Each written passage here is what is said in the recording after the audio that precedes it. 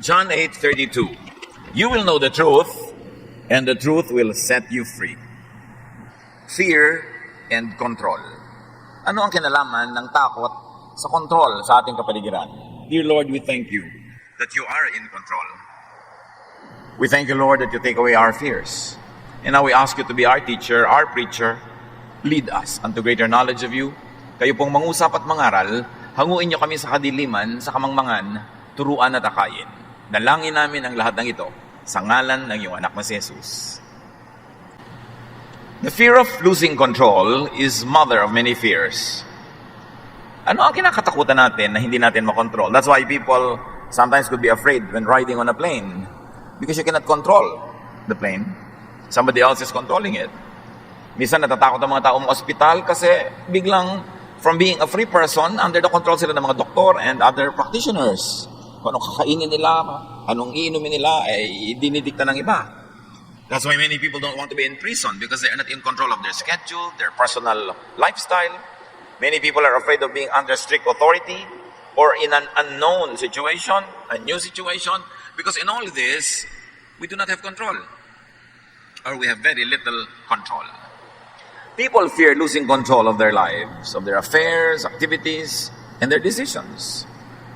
Kaya yung isang mayamang lalaking gustong sumunod sa Panginoon, nung sinabihan siyang, ibenta mo ang iyong kayamanan at ibigay mo sa mahihirap at sumunod ka sa akin, hindi niya nagawa. Meron siyang kinakatakutan. Natatakot siya to lose control of his wealth. Because money can control many things, he did not want to lose his money. Kaya maraming taong gustong yumaman, kasi pag mayaman ka, marami ka nakokontrol ng tao, bagay, sitwasyon, wealth, and power to control, so why lose it? 1 Samuel 28:5-7. When Saul saw the Philistine army, he was afraid. He inquired of the Lord, but the Lord did not answer him by dreams or Urim or prophets. Saul then said to his attendants, find me a woman who is a medium so I may go and inquire of her. Si Saul dati, pag may gusto siyang itanong sa Diyos, tinatanong niya through prophets and through dreams, nakakausap siya. Pero ngayon, tahimik ang Diyos, pupunta siya sa giyera, hindi niya alam kung anong gagawin. He was not in control because he did not know the situation. Kaya ang mga sundalo, ang mga army, ang mga gobyerno, they spend a lot of money on intelligence gathering, on espionage, because when they know the facts, they are in control. But Samuel was not in control because he did not know the facts. And he was very, very afraid. He even went to a wrong consultant just to know what he needed to know. Ezra 4:4-5. The peoples around them set out to discourage the people of Judah and make them afraid to go on building. They hired counselors to work against them and to frustrate their plans. So ang mga taga-Judah gustong buuin uli ang templo, yung mga paligid at pader ng templo, pero natatakot yung mga tao sa paligid na pag lumakas uli ang Judah, baka pati sila makontrol. So in-influence nila ang mga tao sa Judah na wag ituloy ang kanilang plano. The people were given misinformation and false news, therefore discouragement, which was in effect a negative control. And the result, Ezra 4:24, thus the work of the house of God in Jerusalem came to a standstill. Because of false news, hindi natuloy ang paggawa ng templo. Because control of people's minds means control of their bodies. Kaya dapat nakikinig tayo sa taong dapat pakinggan at hindi natin pinapakinggan yung hindi dapat pakinggan. Pinipili ang pinapakinggan. Oras na ang bulong, salita, diwa ng isang tao ay nakapasok sa iyong tenga, papasok sa iyong brain, at na-influence ka, susunod na yung katawan mo. Nakokontrol ng kapwa ang iyong katawan by controlling your mind, by controlling the information you get or the misinformation fed to you. Kaya nakakatakot makinig sa mga tao hindi reliable kasi baka ka mapahamak. Because they take control of you, not you controlling yourself. Matthew 2:1-3. When Jesus was born in the village of Bethlehem in Judea, Herod was king. When King Herod heard about this, he was worried, and so was everyone else in Jerusalem. King si Herod, may ipinanganak na King of Kings, si Jesus. At hindi niya alam kung ano mangyayari pag lumaki ang batang ito, ano mangyayari sa kanyang sariling trono, so natakot siya. Because to be king, you are in control. But when there is another contender to the throne, when there is another king, there's a threat. The result, Matthew 2:16, Herod gave orders for his men to kill all the boys who lived in or near Jerusalem. This is people fear losing control, so fear makes people do crazy things. Kuminsan, meron kang asawa, gusto mong kontrolin. And sometimes you can do crazy things para lang makontrol siya. Nagagawa mo sa boyfriend, sa girlfriend, pag-control sa anak, pag-control sa mga tauhan, pag-control sa mga kakilala. Marami kasing tao, hindi sila aware that because they fear so many things, they like to control everybody and everything para sila matahimik. Because they think that only when they put people under control can they be safe or can they be happy. But when we fear losing control or when we like to control too much, we can do many foolish things. That's why it is important for us to understand the dynamics of fear of losing control. Because sometimes the very effort at controlling gives a lot of backlash. Na ang balik nito, ang buwelta sa buhay mo, mas nakakatakot pa kaysa sa original mong kinakatakutan. People fear what and who they cannot control. Bakit natatakot ka sa isang asong ulol? Kasi hindi mo makokontrol, baka kakagatin. Pero bakit kinukutsi-kutsi mo pa yung asong cute na may ribbon na ngingiti-ngiti sa'yo? Kasi alam mo, under control, hindi threatening. Bakit natatakot ka pag may tao kang kasuak sa lubong na lasing at may hawak na barel? Kasi hindi mo siya under control. Under control siya ng alcohol. Kaya napakahalaga that God should be in control. Kasi pag kung sino-sino lang ang in control, nagkakagulo-gulo ang mundo. People are afraid of nature, of darkness. Maraming tao takot sa dilim kasi hindi mo alam kung ano yung nandun. May ahas ba? May tao ba? Mayroon bang danger? People are afraid even of nature. Natatakot ka sa lindol kasi hindi mo makontrol kung hanggang kailan ang uga, hanggang ano ang pwede niyang ugain. And people feel afraid. They are very afraid of the strong, especially if the strong is wicked. Natatakot tayo sa tubig. Maraming mga takot sa tubig kasi hindi mo nakokontrol yung tubig at pwede kang lumubog. Matthew 14:29-30, Peter got down out of the boat, walked on the water, and came toward Jesus. But when he saw the wind, he was afraid and beginning to sink, cried out, Lord, save me. Una, natatakot sila kay Jesus, hindi nila kilala. Sabi nila, it's a ghost. Pero sabi ni Jesus, it is I, do not fear. So nawala yung fear nila kasi kilala na nila, alam na nila. Dahil takot tayo sa unknown. Pagkatapos, naglalakad ang Panginoon sa tubig. Gusto ni Pedro maglakad din sa tubig. Pinaglakad naman siya. Pero nung nalibang siya at napatingin sa mga hangin, again, the wind is mysterious, especially to ancient people. Natakot siya uli. And because of that, he lost the capacity to float. Lumubog siya. But the important lesson is, antidote to fear of what you cannot control is God or Jesus. Kaya yung mga nananalig sa Diyos, malalaki ang pananalig, nananalig kay Jesus, mas payapa. Kasi yung hindi nila kayang kontrolin, ipinagtitiwala nila sa Diyos. Mga bagay na hindi nila naiintindihan, ipinagtitiwala pa rin nila sa Diyos. Kaya, point to point, mas tahimik ang buhay ng nananalig sa Diyos. Kasi hindi siya nagjo-Diyos-Diyosan, hindi niya sinisikap na kontrolin at alamin ang lahat, ipinagtitiwala niya sa Diyos ang mga hindi niya kayang gawin at hindi niya kayang alamin. Ano ang relasyon ni Jesus and fear and control? Jesus is Son of God. All the powers of heaven were given to Him. That at the name of Jesus, in the name of Jesus, every knee will bow in heaven, on earth, and under the earth. But Jesus does not control people. Kaya si Jesus, hindi siya threatening Hindi siya nakakatakot lapitan kasi hindi kanya kakagatin.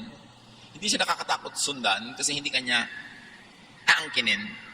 Hindi siya nakakatakot pakinggan kasi hindi kanya kokontrolin. Pharisees do control people.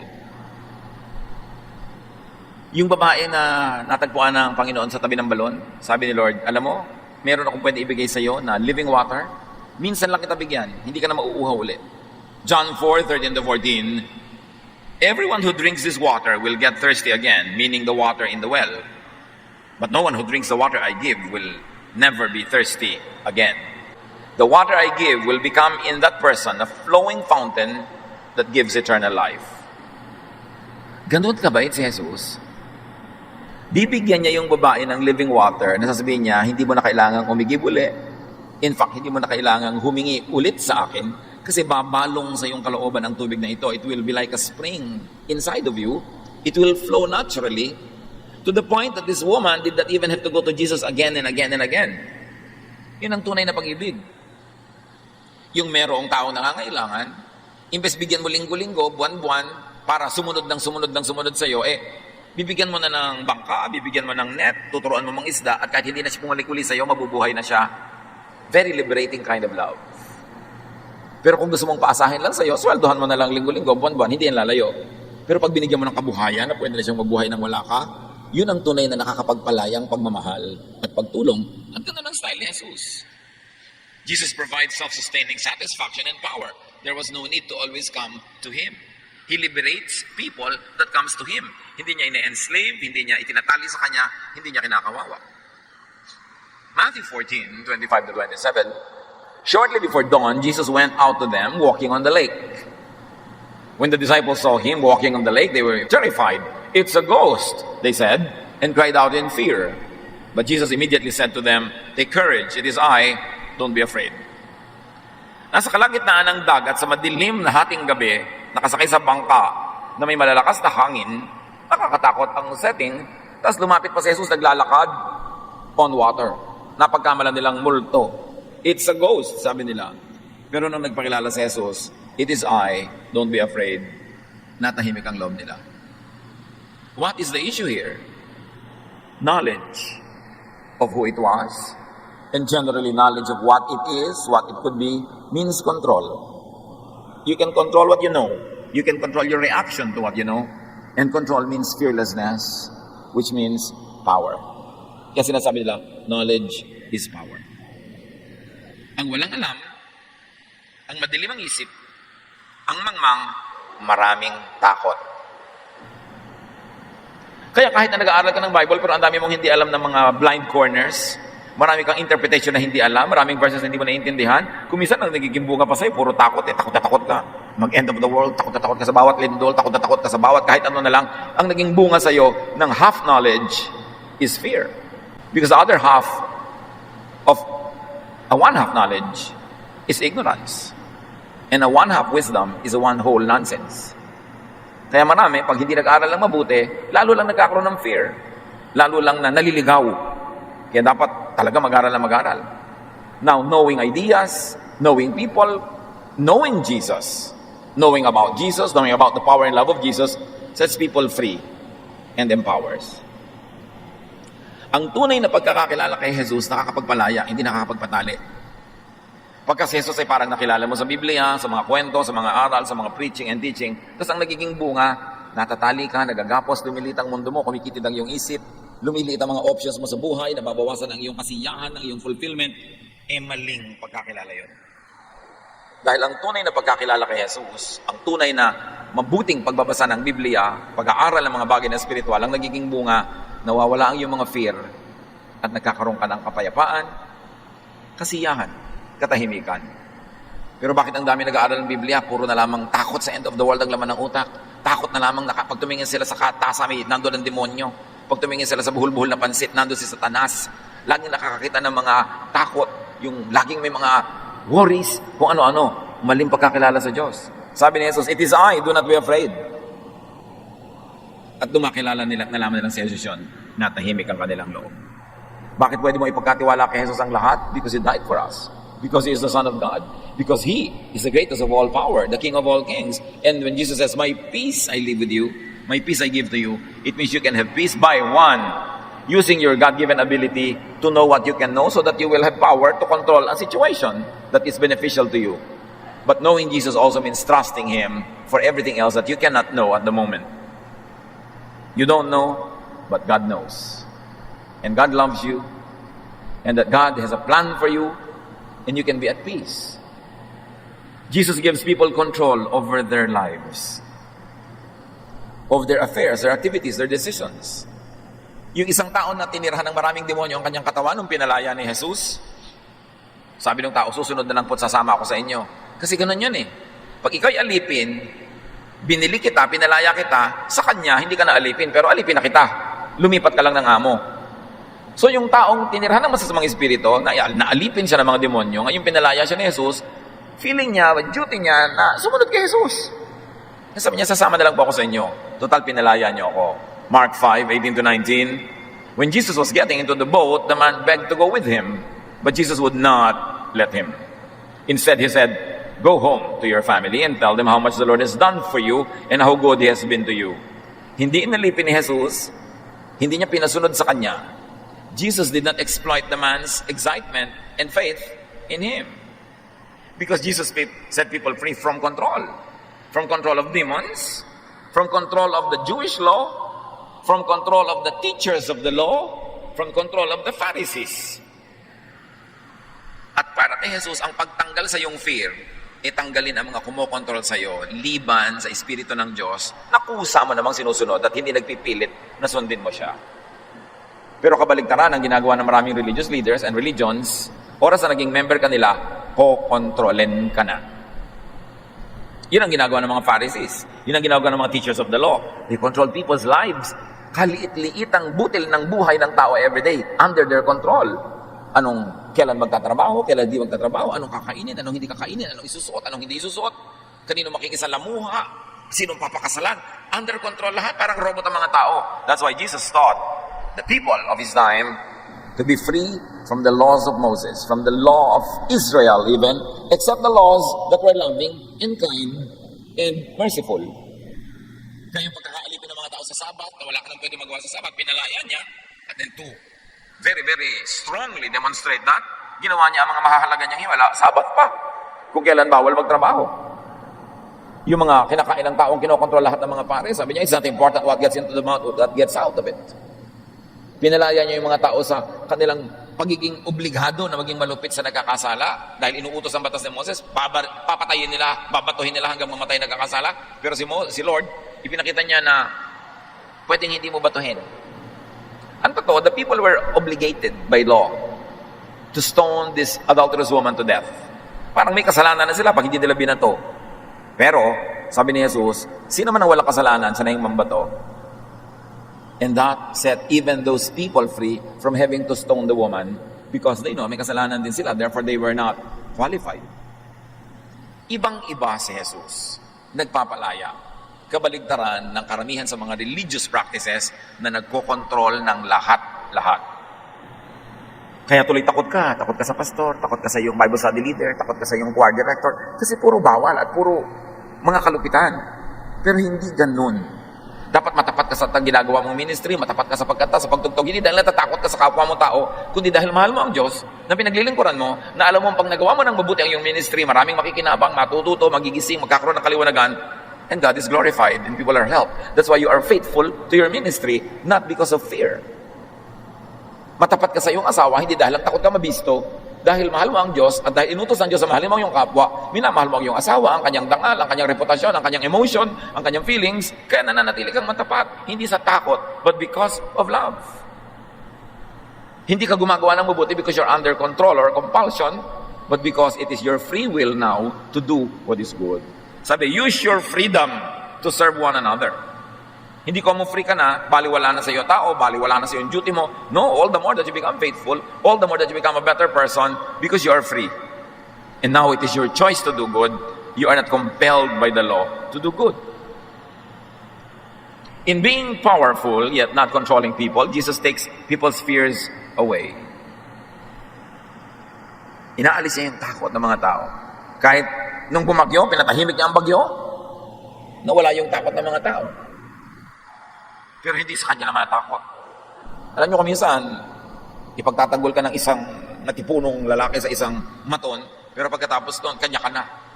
But Jesus is not like that. He sets you free from oppression of others, even by demons, and then He does not take control of you. You surrender to His Lordship. He does not force you. And His Lordship is sweet and nice and good, and user-friendly. Ang tanong, mga kapatid, who and what do you fear? Know who and what you fear. And know enough not to be afraid. To be in control of yourself. Yung mga ibang tao natatakot magpa-medical check-up kasi hindi nila alam kung ano magiging result. Lalo kung may nararamdaman sila, may suspecha silang nararamdaman, ayaw magpa-check-up, natatakot sa result. Pero alam nyo ba, habang hindi nyo nalalaman yung tunay na result, natatakot din naman kayo. At natatakot ka kung minsan sa bagay, hindi mo pala dapat katakutan dahil kung nalaman mo lang yung result, malalaman mo wala ka palang sakit. Pero dahil hindi mo alam, natatakot ka pa rin. Ba't hindi mo nang alamin na lang? At kung talagang nakakatakot nga yung nalaman mo, at least alam mo na, and you can do something about it para magpagamot, para ayusin mo ang iyong buhay, para maiwasan mong lumala ito, you will be in control, at least up to a point. Knowledge sets you free. Kung nag-aalala kayo na meron kayong malalaman na karamdaman kaya ayaw nyo magpa-check up, lalo kayong dapat magpa-check up para malaman nyo. Kasi pag alam nyo na, malalaman nyo kung anong dapat yung gawin. Ang pinakamalungkot sa lahat ay yung natatakot ka na malaman mo ang isang bagay na pag nalaman mo pala, hindi naman nakakatakot. Dapat inalam mo na lang agad para natanggal na yung takot mo. At kung nakakatakot nga yung nalaman mo, alam mo na ang gagawin, it is always better. Control what you can. Control what you may control. Siyempre, pagka ikaw yung manager, dapat may control ka sa mga tauhan mo. Alam naman, kanya-kanya na lang sila ng gagawin. Pero yung control na alam mo dapat hanggang saan lamang. Magulang ka, dapat may control ka sa iyong sambahayan, sa iyong mga anak. Pero alam mo dapat kung hanggang saan lang yon, hanggang dapat lang na kailangan para yung pamilya nyo manatiling buo at ligtas. Pero may mga bagay na ibinibigay mo ng mga kalayaan, maging sa iyong anak, maging sa iyong tauhan, maging sa mga taong pinapakain mo, hindi mo sila kinokontrol buong buo dahil hindi ganun ang style ni Jesus. Ano ang dapat nating nakokontrol para nababawasan ang mga fears natin sa buhay? Control your health. Up to how much you can control it. Yung worried ka ng worried, diabetic ka, tapos hindi mo makontrol ang kakakain mo ng kimpal-kimpal na asukal. Yung alam mo, diabetic ka, pero subo ka na subo ng sa blood. Tapos nag-aalala ka, anong nakinaramdaman ko? Control your health. Para mabawasan na yung fear. May kaya ka naman kontrolan eh. Yung hindi mo makontrol, sa Diyos mo. Pero yung makokontrol mo, kontrolan mo yan. Control your finances. Bakit tayo maraming fear tungkol sa pera? Madalas, ang fear ay ito lang. You spend more than you earn. Nakakatakot nga yun. Kasi sasabog sa mukha mo one day, na may utang ka na pala, lubog ka na pala sa utang, o wala ka na pala gagastusin, o napahamak ka na because you're spending more than you're earning. Control your career. Natatakot ka na hindi ka umasenso, hindi ka ma-promote. Kontrolin mo yan. Dagdagan mo asset mo, dagdagan mo karunungan mo, dagdagan mo mga training mo. It's a way of controlling the direction of your career. Natatakot ka sa environment. Control your environment. Tumigil-tigil ka ng katatapon ng plastic kung saan-saan. Tumigil-tigil ka ng sobrang consumption ng mga disposables. Tumigil-tigil ka ng pagpulyot sa hangin, ng pagsira sa kalikasan, para huwag kang matakot na balikan ka ng kalikasan one of these days. In other words, what do you fear? You have to have more knowledge, which means more control. And more control means less weakness, less fear. So control what you must. Not other people, control yourself. So that you will not be afraid of what you could be doing. Put yourself under your own control. What you cannot control, give and lift up to God. Paano mo makokontrol ang grade mo, estudyante? Natatakot ka, baka ka bumagsak pagka binigay na yung grades. Every day, control your attendance sa school. Control the submission of your homework and other requirements. Control your review time, your study time. Makokontrol mo ang grade mo. Pero yung wala kang ginagawang pagkocontrol doon, you will be under the mercy of whatever grade is given you, then you have a lot of fears. Marami tayong dapat kinokontrol. Because God is God of order. And order means you control. Pero ang control natin kuminsan, ginagamit natin to control people, their emotion, we manipulate them, we control their activities to suit our taste. Hindi yun. Ang kontrolin mo, sarili. At pag inayos mo yung sarili mo, susunod ang buong environment, naaayos din. Up to a point. Up to a great point. And when afraid or feeling weak, remember God. Because when you are not in control, God is. What you cannot control, God can. Matthew 14:29, then Peter got down out of the boat, walked on the water, and came toward Jesus. Because his knowledge of Jesus enabled him to surmount even physical realities and difficulties. Ang katunong symbolism ng kwento, na sa mga naniniwala, wala imposible. Pag naniniwala ka na pwede ka maging honor student, hindi yun imposible mangyari. Kasi yung paniniwala mo will guide your everyday activities hanggang naging weekly, naging monthly, naging buong semester na yung activity mo, ang ending, naging honor student ka. Kailangan may pananalig. Kaya importante yung pananalig. Huwag niyong tinatanggalan ng tao ng pananalig. Di ba dalag nananalig siya sa sobrang mali? Kasi yung pananalig energizes us. Naniniwala yung tao halimbawa sa isang doktor na magaling yung doktor, huwag mong siraan yung doktor sa kanya dahil pag nawalan siya ng pananalig, mawawalan din ng bisa yung paggagamot sa kanya ng doktor na yun. Gagamutin mo ba siya? Nananalig ba siya sa'yo? Kuminsan, we are in a religious and a spiritual journey na nasa gitna pa lang tayo, wala pa tayo sa dulo, hindi pa natin talaga alam ang lahat, hindi pa natin nasusukat ang lahat. Kasi ibang tao, guguluhin mo agad ang pananalig nila para masabi mo lang na may konti kang alam. Pag ginulo mo ba yung pananalig nila, may ipapalit kang iba na kasing tibay o mas matibay? Because one of the unkindest things that you can do to people is to shake their faith and not replace that with a stronger and a better one. Pag wala nang inaasahan, pag walang pinapaniwalaan, mas nawawalan ng direksyon ng tao sa buhay niya. Kaya importante na may pananalig, lalo sa mga talagang napatunayan ng mabubuting bagay. Jesus and faith empowers people to conquer fears, to transcend limits, and to achieve great feats, great projects, to do great things. Jesus, our faith in Jesus, can empower us to conquer our fears. What are your fears? Ilapit sa Panginoon. Tulad nga ng binanggit natin, kung makakatulong sa inyo na mag-aral, magsanay, para hindi kayo natatakot.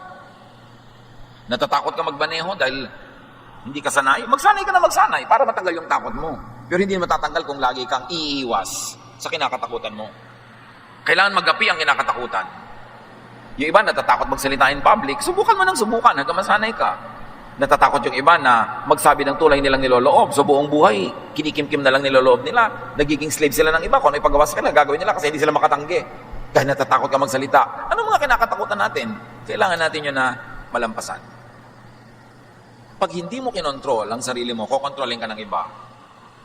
Pag hindi mo kinontrol ang mga gagawin mo, nagpasya ka itong gagawin ko, kokontrolin ko yung environment ko para ko magawa.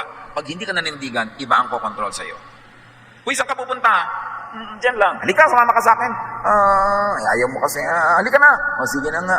Nakontrol ka na. Kasi hindi mo kinokontrol ang sarili mo. Yung peer pressure sa mga kabataan, nagpapakontrol sila sa iba. Kasi wala silang paninindigan. Dapat kokontrolin natin ang sarili para hindi tayo kokontrolin ng iba. 1 John 4:4, you belong to God. God's Spirit is in you and is more powerful than the one that is in the world. Pag buhay na buhay, masiglang-masiglang espiritu ng Diyos sa ating puso, wala tayong kakatakutan. Kahit forces of darkness. Because greater is He that is in you than He that is in the world. May weakness ka, meron kang talent na dapat mong i-develop, meron kang dream na gusto mong abutin. Have faith in God, do what is practical, develop yourself, and go for it. Take control of your life para hindi ka masyadong natatakot sa iba. 2 Timothy 1:7, for the Spirit God gave us does not make us timid, but gives us power, love, and self-discipline. Ang Espiritu ng Diyos, kumikilos para hindi tayo gawing mahiyain o kimi o dungo. Pagka dudungo-dungo ka, kikimi-kimi ka, babatok-batukan ka ng lahat. Aakay-akayin ka, itutulak-tulak ka. Sabi, hindi ka niya ng Espiritu ng Diyos. Matapang, pero hindi gumagawa ng masama. Naninindigan sa tama, hindi laging nakikisama, kung ang pakikisama ay magiging pakikisama. Minsan, gino-glorify natin yung magaling makisama. Up to a point, it is useful, lalo nung tribal level ng ating civilization, na kailangan mo ang tulong ng kapitbahay mo para ka mabuhay. Kailangan talaga makisama ka. Pero meron tayong isang katangian na hindi natin laging naitatanghal, ito'y paninindigan. May mga panahon na hindi ka dapat makisama, dapat kang manindigan. At kung yun ay kokontrolin na ng iba ang buhay mo, kokontrol nila ang love life mo, kokontrol nila ang karir mo, kokontrol nila kung anong kakainin mo, paano ka mabubuhay, dapat ka nang manindigan nun. Kasi hindi ka dapat kinokontrol ng iba. Diyos ang lumikha sa iyo nga, hindi ka kinokontrol ng Diyos, binibigyan ka ng laya, bakit ka magpapakontrol kung kani-kanino? Iba naman yung parental authority, lalo habang bata ka pa, dapat ka talaga sumunod. You don't know too much para magsarili ka agad. At kahit matanda ka na, mas matanda pa rin sa iyong magulang mo kahit tumanda ka na, so dapat nakikinig ka pa rin. And the premise of obedience to parents is because parents love you.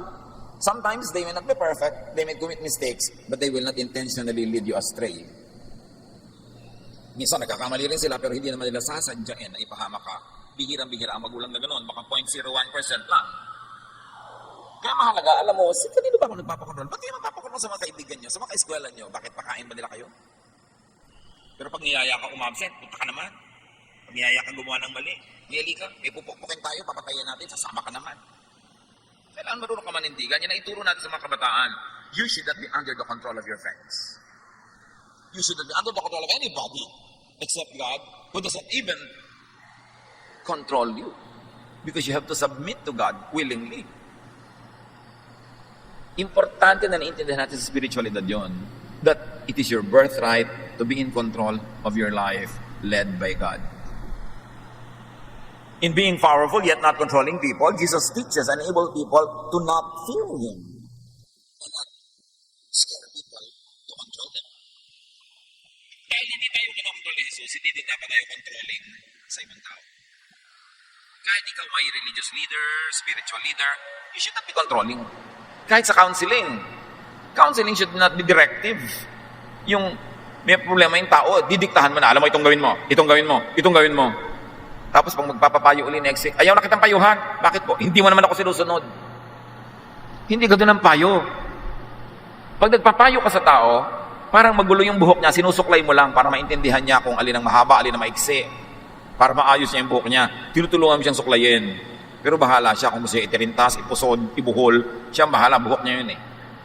Pag nagbibigay tayo ng payo, sasabihin lang natin, alam mo, sa tingin ko, kasi hindi ako masyadong involved sa problem, so siguro mas objective ako kaysa sa'yo. Pag ginawa mo ito sa boyfriend mo, number 1, ito magiging bunga. Number 2, itong ginawa mo, ito magiging bunga. Number 3, itong ginawa mo, ito magiging bunga. So, pumili ka kung alin ang gusto mong gawin. Counselor, hindi mo sinasabing gawin mo yung to. Kung hindi mo gagawin, huwag ka nang babalik sa akin. Dictation yon. Hindi yon counsel. Marami pa namang tao pag nagiging relihiyoso o nagiging tendency to control others. Yung, oy, ba't ganyan ang suot mo? Hindi yan sinusuot ng Christian. Anong pake mo? Sinusuot ng kapwa. Diba? Lalo't hindi naman inagaw sa sampayan mo yung suot niya. Pwede kang mag-suggest kung nagtatanong, Uy, bakit ba ako hinahabol ng mga lasing pag ganito ang naglalakad ako? Kasi naman, ang damit walang tansan. Siyempre, habulin ka ng mga lasing, sister. Bakit di mo subukang takpan-takpan ng konti ng salompas ang iyong mga anatomy para medyo conservative ka naman? Bakit band-aid lang ang takip? So, bibigyan mo ng choices pero hindi ka nagdidikta dahil Christian ka, dahil Bible study leader ka, dahil sister ka in the Lord. Pinapakialam mo na yung buhay ng may buhay. Jesus sets free. Why are you controlling people? Bibigyan mo lang sila ng kaliwanagan. Ito ang sabi ni Jesus, ito mga option, ito mga pwede natin gawin. But the obedience is up to them. Kahit mga preachers and teachers, you preach, you teach in the best of your knowledge. And you explain in the best of your understanding what the Word of God means. Pero hindi mo pinupulis ang mga tao kung sinusunod nila o hindi. It is their choice. Hindi yung pupunta ka sa bahay ni sister, ganun. Tingnan mo talaga kung nandun yung boyfriend niya.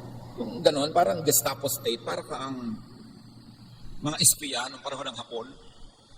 Nagpipreach ka, ipinapanalangin mo mga ipinagpipreach mo na nawa, maliwanagan, sundin nila on their own free will, pero hindi ka pulis. At kung sakaling hindi nila sinunod o hindi nila nasunod, hindi ka judge. Teacher ka, counselor ka, nasa tao, nagbigay ng pagsunod. Ano susundin?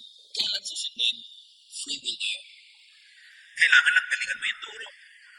Win them over with love para for everything else that they don't want to really understand or obey, because of your love, it becomes easier for them to be obedient to a way that's probably not totally known to them yet, but could be known to them more and more as they obey more and more. But you should encourage obedience, not by scaring people, but by loving them.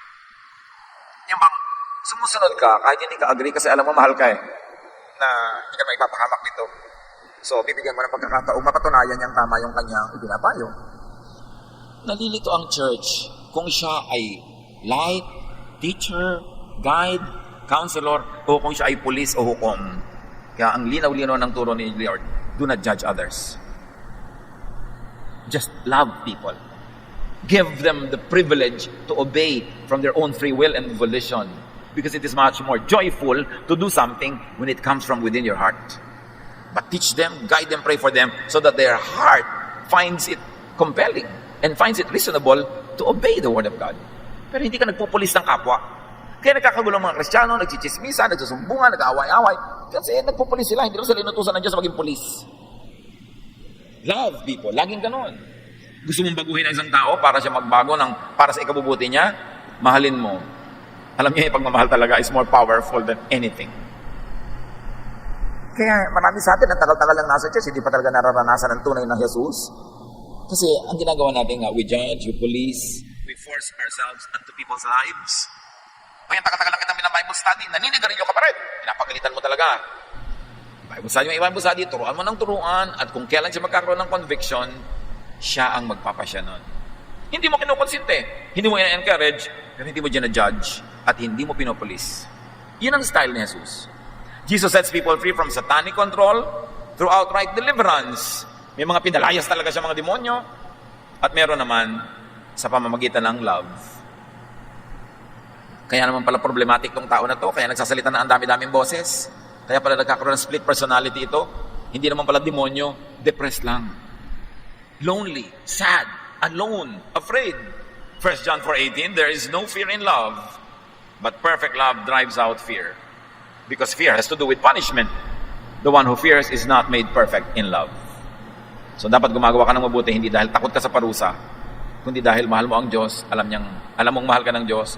Gumagawa ka ng mabuti sa kapatiran kasi alam mong mahal ka nila, mahal mo sila, hindi dahil takot kang madisiplina. When people do not suffer from being controlled, when people do not suffer from wanting to control others, they become free. They find rest and peace. Pag kinokontrol ka ng iba, hindi ka free. Tama. Pero pag nangko-control ka rin ng iba, hindi ka rin free. Pag tinatalian mo sila, kahit saan sila pumunta, kasunod ka dahil hawak mo yung tali. Yung mga taong lagi nagsiselos, nagko-control ng kapwa, nagbabantay ng kapwa, hindi kayo free. Kasi, dapat kayong matulog, hindi kayo makatulog, nagmamanman kayo. Dapat kayong mapahinga, hindi kayo nagpapahinga. Dahil may kayong iniisip, gusto nila silang kontrolin. Pati ang mga mangyayari, kukontrolin nyo kung sino makakasama niya, hindi nyo makakasama. Para kayong engineer, script writer, director ng pelikula, dinidirect nyo lahat ng tao sa inyong paligid. Nakakapagod yun. Hindi kayo mapapahinga. Kaya kung meron kayong loved one, meron kayong papa, na kailangan nyo pang bantayan, pawalan nyo na lang. Kasi yung dapat bantayan, pag hindi kayo nakatingin, magwawala din yun. Hayaan nyo siya. Kaya nga sabi, if you love something, set it free. If it comes back, it is yours. If it doesn't come back, it never was yours. Kaya kung meron ka diyang loved one na nandyan lang dahil nakabantay, marino ka, it's not worth it. Pawalan yun, nakakapagod yun. Dapat hindi ka habol ng habol. Dapat, kusa siyang pumupunta sa'yo. Napapahinga ka. Doon ka lang mapapahinga pag hindi ka nang kokontrol ng iba. Yung kailangan mo pang kunin yung SIM card niya, yung kanyang password, tapos para kang detective na nakabantay sa lahat ng mga post niya, nagla-like sa kanya, may 100 siyang friend, lahat tinitingnan nyo, minamanmanan nyo. Hindi kayo free nun. It's not worth the relationship. It's not worth it. Na napapagod kayo, napupugayat kayo ng kababantay, kapipigil. No. Hindi yung style ni Jesus. You don't become free that way. John 14:27, peace I leave with you, my peace I give to you. I do not give to you as the world gives. Do not let your hearts be troubled and do not be afraid. So you see, ang peace, nandun lang sa setting people free and being free yourself. Yung kailangan mong hulihin, bantayan, itali, ikulong is not worth it. Huwag na lang. Get freed from your personal demons. Marami tayong mga takot, marami tayong mga fear, only because we like to control. Let go. Relax. Yung mga sobrang nagpapasikat, yung meron kang birthday, gusto mo perfect na perfect ang lahat kasi magpapa-impress ka sa lahat ng bisita, nakakapagod yun. Yung babayad ka pa ng mga sikat para umaten, para mapag-usapang may sikat na umaten sa iyong event, wag na lang, kung sino na lang ang willing pumunta para hindi ka pagod. Importante yun. What is freedom and choice to control personal life? Give people choices, give people freedom. Nakakapagod yung binabantayan, nakakapagod din ang magbantay. Dapat, ay naka. Kung ayaw niya sa'yo, huwag mong pilitin. Pag lumuwag-luwag yung tali mo, aalis din yun. So ngayon na, kaysa bukas. Iiwan ka pa rin pala next week. Di ngayon na, para mag-start ka na makamove on. Huwag mo siyang pigilin. Matthew 6:24, you cannot be the slave of two masters. So kung nasa Diyos ka, dapat free ka from satanic control. Dapat hindi ka nagpapadeceive that you get into the business of controlling others and being controlled by others. John 8:11, Jesus told her, this is the woman caught in adultery, who was accused by everybody. I'm not going to accuse you either. You may go now, but don't sin anymore. You see si Lord? Kaya siya nakakapahinga, nakakatulog kahit may bagyo eh. Kasi hindi niya minamanmanan ang lahat ng tao.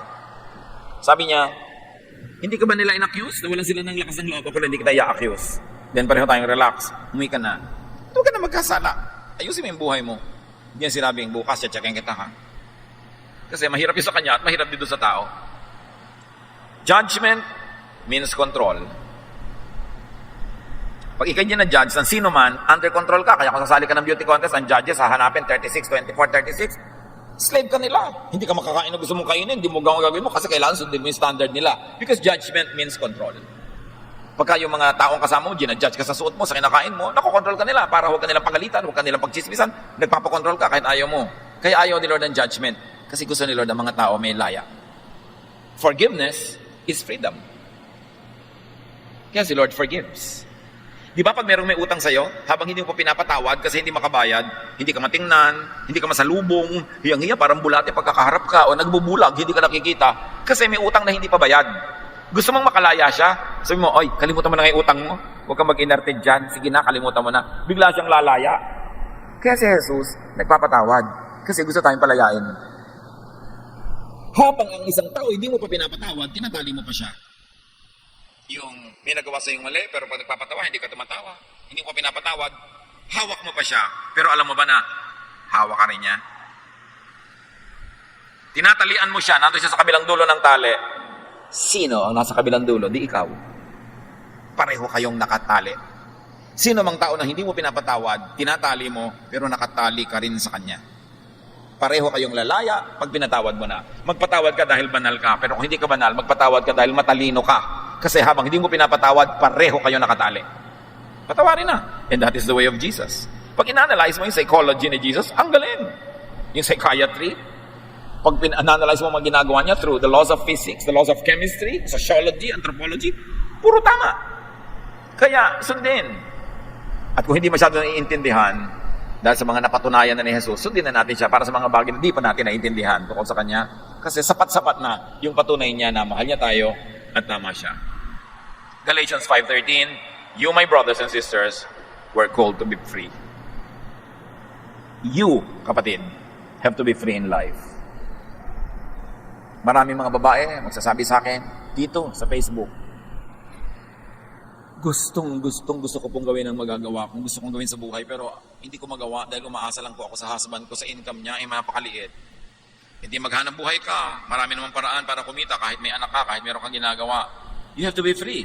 And freedom means also financial freedom. Natural, kung umaasa ka lang lagi, kay asawa mo yan, kay anak mo, magulang mo, umaasa ka, hindi ka talaga free. Hindi mo mabili yung gusto mong bilhin kasi pagka kumukuha ka ng gano'n sa supermarket, nakatingin na sa'yo. Kailangan mo ba yan? Eh siya kasi magbabayad. Hindi naman. Babalik mo na siyempre. Eh kung may pambayad ka, hindi ko to kailangan pero gusto ko rin bilhin. Hindi meron kang kalayaan. Kaya financial freedom is important. Empower yourself to be fearless. Empower yourself to fear less. And the rule is very simple. Mas umaasa ka sa isang tao, mas nakatali ka. Masarap yung hindi ka humihiwalay sa asawa mo, hindi ka lumalayo, hindi dahil umaasa ka lang sa sweldo niya, dahil mas may pera ka pa nga, pero umaasa, dahil mahal mo siya, kaya ka nag-stay. Hindi na-oobliga ka lang. Ang daming, naku tito, sasabihin nila sa akin sa Facebook, kung may pera lang ako, iniiwan ko na to. O, gusto mong umutang, makalaya ka na lang, dahil hirap ka na pala, binubusan ka na kumukulong tubig, sinasaksa ka ng high speed, pinaglalakad ka sa apoy, dapat talagang lumaya ka. Yung, hindi magawa kasi walang kakayanang mabuhay. Kaya ang tinuturo, Lady of Proverbs 31, di ba? Ang galing maghanap buhay, ang galing magnegosyo, nagbibigay sa charity, pero mahal siya ng asawa niya, mahal siya ng mga anak niya, masaya sila. Pero nandun siya, hindi dahil wala na siyang choice. Nandun siya kasi choice niya. And you've got to have freedom to have the choice. Empower yourself. Children of God should not overdepend on others, even emotionally, financially, materially. We should produce more than we need so we can give what is in excess to others who are less capable to support themselves. Luke 4:18, the Lord's Spirit has come to me because He has chosen me to tell the good news to the poor. The Lord has sent me to announce freedom to prisoners, to give sight to the blind, to free everyone who suffers. That is the work of the Spirit of God. That is the work of the Son of God to set people free. Kaya si Mary na kinokontrol ng kapatid niyan si Martha, sabi ni Martha, yung kapatid ko si Mary, bakit nakikitumpok sa inyo dyan sa usapan? Ipadala nyo sa kusina where women belong. Sabi ni Jesus, well, Mary has chosen the better thing. It will not be taken away from her. Pinalaya niya mula doon sa atin na gusto siya laging isumsum sa kawali. Gusto niya mag-aral. Yung mga babae na pinalaya ng Panginoon, sinusundan siya hanggang Jerusalem. Pinalaya niya mula sa household duties. Para magawa rin nila yung tawag sa kanila ng Diyos, yung calling sa kanila ng Diyos. Yung mga tinitira ng demonyo na nakatira sa kuweba, pinuntahan niya, pinalaya niya, nakauwi sa sariling bahay. Yung babaeng Samaritana na umiigib sa tanghaling tapat, sa pag-iwas sa mga chismosa sa bahayan niya, kasi paghapon, nandun na lahat ng chismosa sa balon, pupunta siya tanghaling tapat para walang tao. Pero nung pinalaya ni Jesus, binigyan ni Jesus ng self-worth, ng realization, siya pa ang pumunta sa mga kapitbahay. Sabi niya, ay alam niyo, minamit ako, ang galing ha. Ito na yata yung Misaya, hali kayo, pakinggan niyo. Si Jesus nagpapalaya, hindi nagkukulong. Sadly, many religious teachings nagkukulong imbes magpalaya. Baligtad. To oppress people who are impaired by sensory laws, Jesus gives the power to be free, to live life to the fullest. Minsan ka lang mabuhay sa mundong ito. No matter how much you believe in eternity and how long eternity will be, minsan ka lang dito. Huwag mong sayangin. Lasapin ang dapat lasapin, kainin ang dapat kainin, gawin ang dapat gawin, alamin ang dapat alamin, and when you die, meet your Creator. But while you're still here, don't waste your time. Don't waste your life in slavery. You have to be free. Ano man ang kahulugan sa inyo ng freedom na yon, kayo ang mag-isip. Ano man ang tumatali, pumipigil sa inyo na maging kung ano talaga ang tawag sa inyo ng Diyos, kayo'y maging kayo, ano man yon, you have to be free. Hindi kayo nilikha ng Diyos para maging alipin o ari-arian ng sino man o ano man. This freedom, this is self-control, and this is the good news of the gospel. Ano ba ang number one na tumatali sa mga Israelita? The laws of Moses, the laws of Judaism, the laws of Israel. Doon pinalaya. Sabi niya, hay, kalimutan niyo lahat ng command. Isang command na lang ibibigay ko sa inyo. Ito yung tanong niya sa utak niyo. Love. Yung mga command na hindi loving, oppressive, nakaka-enslave, nakakasakal, padaanin nyo sa aking turo na love. Pag hindi loving, pwede nyo na isang tabi, hindi nyo na dapat obligahin ang sarili nyo sundin kasi hindi naman loving. Hindi kayo napapabuti. Yung mga Pharisees na yan, mga teacher na yan, sabi ko, tingnan nyo sila. Hindi naman nila ginagawa ang tinuturo nila sa inyo, tapos pakinig kayo ng pakinig. Pinalaya ni Jesus ang mga tao mula sa law. Kasi yun ang oppressor sa buhay nila noon. Sabi niya, come to me all of you who are tired and heavy laden, and I'll give you rest. Only in freedom can you find rest. Mag-i-invest ka dapat sa iyong freedom. Knowledge, strength, power, not to use against people, but to set yourself free. Romans 8:15, the spirit you receive does not make you slaves, so that you will live in fear again. Rather, the spirit you receive brought about your adoption to sonship. And son is the opposite of slave. Son means free. Son also means daughter. Psalm 27:1, the Lord is my light and my salvation. Whom shall I fear? The Lord is my stronghold of my life. Of whom shall I be afraid? There is no force or power greater than Jesus who is in your heart. And that power wants you free. Jesus wants you free. 1 John 4:4, the one who is in you is greater than the one who is in the world. The greatest power, Jesus sets you free, does not control you. So why be a slave of something or someone less than Jesus? Why be a slave of anything or any law, even the Jewish law? And very importantly, why enslave and control others? Mapapagod ka rin, mahihirapan ka rin. Freedom and rest is not in being controlled by others, and it is not in controlling others. Freedom and rest is in letting go, whatever it is. Kung meron kayong mga inferiority complex, mga feeling of inadequacy, bitterness, sadness, anger, let go. When you are free, you can be rested. It is important to be free of anything that holds you. Even memories that can hold you. The past, fear of the future, it will not set you free. Free yourself by the power of the Lord Jesus. Dear God, teach us how to apply these high ideals in daily living so that we could be in control of our lives to do what is good, what is best. Teach us, Lord, to avoid this great temptation to control others. Because that also controls us, that also enslaves us. Pagbulay-bulayan natin sumandali, huwag pagmadalian. Your freedom means so much that Jesus died for it. Isipin how to be free from those that oppress us.